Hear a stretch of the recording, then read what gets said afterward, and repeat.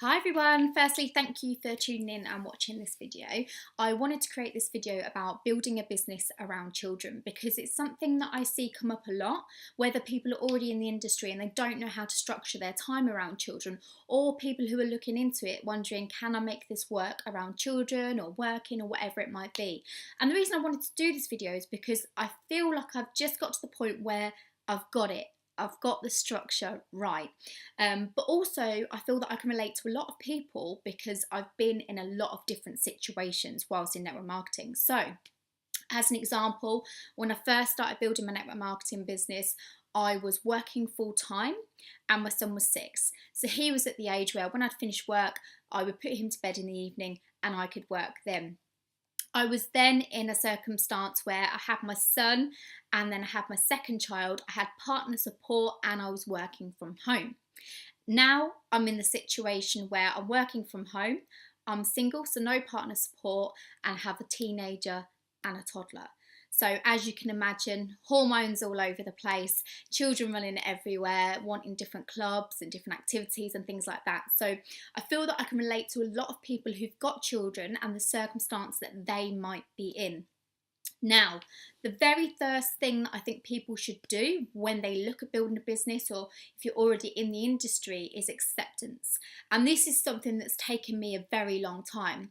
Now, going from building a business whilst having support and a child who could do his own thing to a child who needs my attention all of the time. It's been very, very difficult having that transition because I want to build how I built at the start, but I have to accept that I cannot do as much until Bear is in the position that Cam was at school. Now, the reason you need to accept it is because people start to compare, and the biggest killer of your businesses is comparing yourself. People compare themselves to people coming in and hitting positions or doing a certain amount of sales, and they don't see that that person might have a completely different network, they might have completely different support, they might have different aged children or, children in nursery, whatever it might be. We just can't compare those circumstances.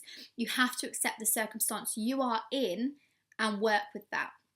So I've had to accept that I literally cannot get my phone out in front of my child.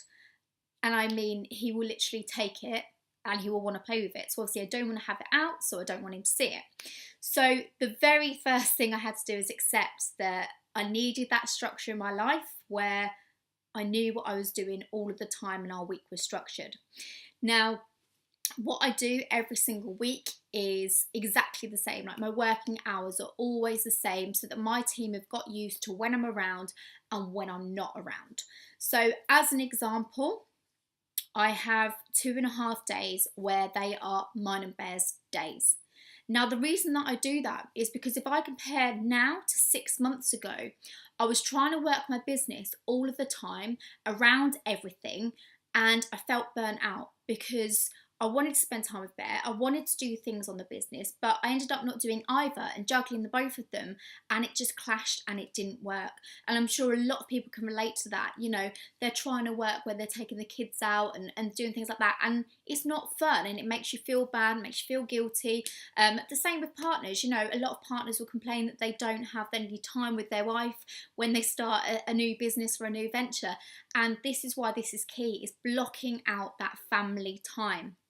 So 2.5 days a week, me and Bear have as our days, and that means that we go out in the morning, wear him out, and then I can come home for a couple of hours, do some work while he is asleep, and then I've got the afternoon where that's our afternoon as well. So we do that 3 days a week, and that works for us because it means that I don't feel bad because we've had that time together. My attention is solely on him at that time. If I've got my phone out, it means I'm probably taking pictures or videos, sending them to his dad or whatever it might be. And if I'm online, it doesn't always mean I'm available because I might be sending things to family members, as I said, his dad, and sharing things about what we are up to. So I've taught my team not to be dependent on if I'm online, because if I'm online, I'm not always available. And they've accepted that I've got my time as well. But they also know when my time is, that is my working time, which is obviously crucial. So of course, when I've got Bear at home, I cannot predict when those 2 hours are going to be. So I can't slot in certain things, but I do my income producing activity in those 2 hours. Now I'm very lucky because I have my mum's support on a Monday, so I can get some things done. She takes Bear swimming every single Monday morning, so I can get on and do things. And then I've put him into play school 1.5 days a week, just so that I can have some time to myself, but also so that he can develop, because he's at that age where he needs to be sociable. He was not speaking as much, so he needed to be around other children to develop. And of course, that allowed me to have my time where I solely focus on the business, or I do my own thing. So, you know, if I want to go to the gym, I'll go to the gym. If I want to do some work, I will do work. So that structures our week out. Now, on the weekends, it's very hit and miss. Sometimes we've got events, sometimes we have things on with the business, sometimes I have weekends off. So I very much play, you know, the weekends as they go along and do what I can with that time. So structuring the week has probably been the best thing I've ever done, because it takes away all of the guilt. It doesn't mean that when I'm sitting here with Bear and I'm playing with him, I'm not thinking, oh, I should be working, because I don't need to be working. I have my set working times, days, and when I'm with Bear, I'm present with him. So I am always present with him. So if I have my phone out, it is literally to take pictures of him. It's not to be working or anything like that. So the third thing is outsourcing. Now this is really key, and this is something that a wise man taught me, and this is thinking about the things that you do in your house that takes you away from working. And if you work from home, you know exactly what I mean. You know, you work from home and you'll get distracted by washing or cleaning or whatever it might be. Now, he basically said to me, how much could you earn in an hour if you were doing solid income producing activity? And I said, well, easily £100 to £200. And he said, so would it be worth paying someone £12.50 to come in, do all of your cleaning and take your washing out? I was like, yeah, it would. And a lot of people say, you know, a cleaner is expensive. And in some respect it is. But if you're somebody who can build a business from home, having that cleaner there to do that and paying them the £12.50 for you to earn more than that is absolutely worth it. Plus, who wants to be cleaning anyway?